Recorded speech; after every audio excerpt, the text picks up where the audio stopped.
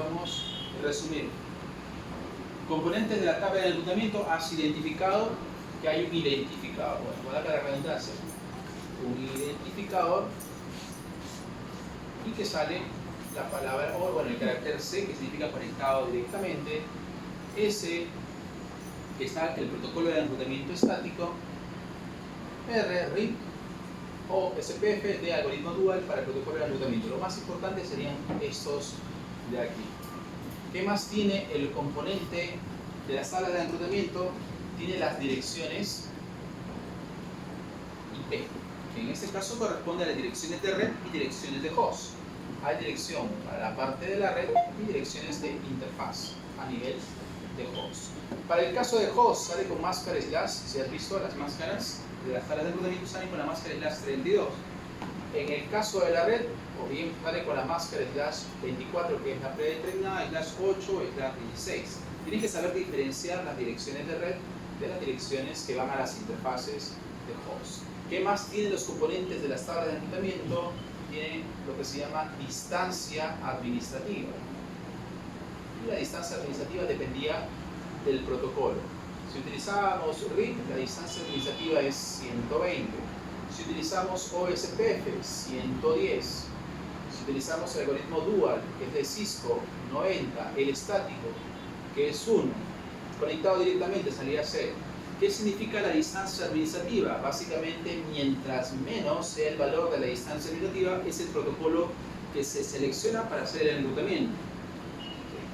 Entonces, estática con distancia administrativa 1 significa que es lo más adecuado como protocolo de enrutamiento. Y luego había otro correspondiente a las métricas. Y cuando decimos métricas, las dos métricas más importantes en una tabla de enrutamiento es el next hop, ¿no? Que es el próximo salto. Próximo salto. Que es lo que hemos identificado para poder llegar al siguiente router, la entrada, e identificar cuántos saltos se requieren para poder llegar a la red destino. Otra métrica es el costo, y el costo depende del ancho de banda. Típicamente el próximo salto está trabajando con el algoritmo algoritmo distance vector, vector distancia, distance vector, vector distancia. Este algoritmo decide si envía el tráfico por una interfaz o por otra interfaz. ¿Qué decide cuántos saltos hay para poder llegar a la red destino? Si uno tiene 3 saltos y el otro tiene un salto, elige la interfaz que tiene el menor número de saltos. Eso es lo que decide de manera sintetizada el algoritmo vector distancia. Y el costo ancho de banda es el algoritmo link state o de estado de enlace. Link state. Y este algoritmo decide que envía el tráfico por la interfaz que tiene mayor capacidad de ancho de banda. Si tengo un router y tiene 3 interfaces, uno de 1 mega, 2 mega y el otro de 4 mega, lo envía por el que tenga 4 mega. A pesar que el de 4 mega pueda tener 3 saltos y los otros 2 saltos, decide que lo envía porque tiene mayor ancho de banda. Ese es el que lo determina. ¿Y qué más? Hay más componentes. Componentes como la red destino, ¿no? Las redes, otras direcciones de redes e interfaces. Tiempo, todo lo que has visto de los componentes más importantes. Lo que nos interesa son el identificador que determina el carácter del protocolo de enrutamiento, las direcciones IP de red o de host y las distancias simétricas como las interfaces más importantes. Las interfaces son puertas, también llamamos. Esos son los componentes que deben de identificar en una tabla de enrutamiento. Comando para poderlo ver, ya lo he visto, es el comando show IP root. Show modo privilegiado del dispositivo de enrutamiento IP root. Show IP root read, show IP root IGRP, show IP root static para ver específicamente las actualizaciones de esos protocolos. Este es el genérico. Y ahora en el caso del packet 3 utilizamos el inspector, ¿no? La lupita, el inspector. El inspector para ver la tabla de enrutamiento en versión 4 en versión 6. Listo. ¿En qué consiste el enrutamiento estático? De manera sintetizada en asignar manualmente las redes remotas a cada router, así se simplifica, ¿no?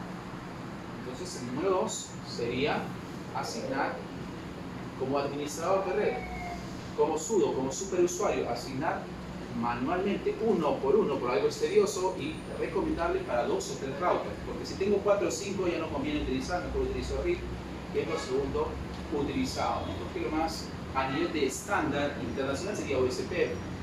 Asignar manualmente la red remota.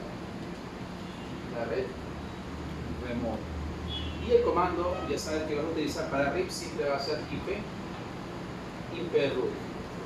Es casi un estándar en la mayoría de los fabricantes de diferentes soluciones o empresas, una línea de comando bastante usada. La red, la máscara y el próximo salto. Sería el comando que tendrías que utilizar. Adicionalmente hay una instancia administrativa AD que es opcional, que es el valor 1. Y con eso ya has hecho tu configuración del dispositivo. Uno por uno, añadir todas las redes remotas, así se resume.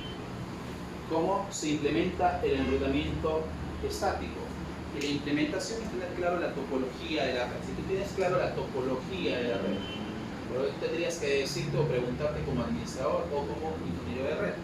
En una topología de red tengo 2 routers y tengo 4 redes.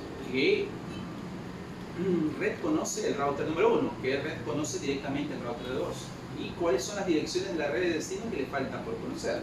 Entonces en la topología solamente la clave es cuál dirección de red, no de subred. ¿Cuáles son las direcciones de red? ¿Cuál dirección de red le falta conocer al router? Nada más. A cada router, porque cada router tengo que asignarlo manual a cada router. Y lo único que tendrías que configurar y tener claro el próximo salto, ¿no? El otro punto es tener claro cuál es el próximo salto, tener claro el próximo salto. Eso es lo otro a considerar. Ahora, ¿en qué consiste el enrutamiento dinámico? Vamos con el tercero, el enrutamiento dinámico. Mucho más fácil porque de manera automática un router empieza a intercambiar tablas de enrutamiento. Yo no necesito configurar. Por lo tanto, es deseable, sobre todo cuando tengo más de 3 o 4 routers, configurar el enrutamiento dinámico, sea con RIP, EIGRP u OSPF. Consiste en asignar automáticamente las direcciones de red al router, ¿no? Por parte del otro dispositivo que también tiene el mismo protocolo. Las direcciones de red al router. No necesito, como en el caso anterior, de asignar uno por uno. Eso ya lo empieza a actualizar por el protocolo que se esté utilizando. Y el protocolo ya sabes que es algoritmo dual, que es EIGRP, OSPF o RIP, que se esté utilizando como enrutamiento dinámico.